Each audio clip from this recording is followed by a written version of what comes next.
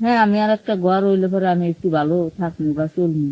তোমার এই ঘর ভাঙছে কবে, কতদিন হইলো তাও? 1 বছর হয়। 1 বছরে তোমার যে কেউ আসে নাই কোনো সময়? আর্মি আসছিল বাড়ি ঘর দেখে গেছে, দোয়ার কথা কইছে যে আশায় থাকেন আমি এটা দেখবো। আর কিছু দেয় নাই, কোনো খোঁজ খবর না। টিএন অফিসে দুইটা দরখাস্ত মারছি, কোনো দিকে কোনো সহযোগিতা পাইনি।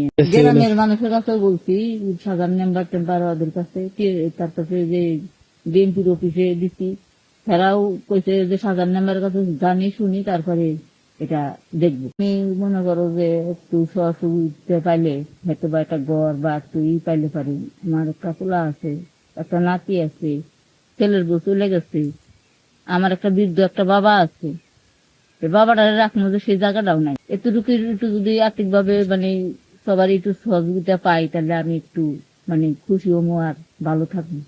সবার কাছে একটু দাবি আছে আমার, যে আমি যেন একটা সরকারি ভাবে একটা ঘর পাই আর সবার যেন একটু সহযোগিতা পাই।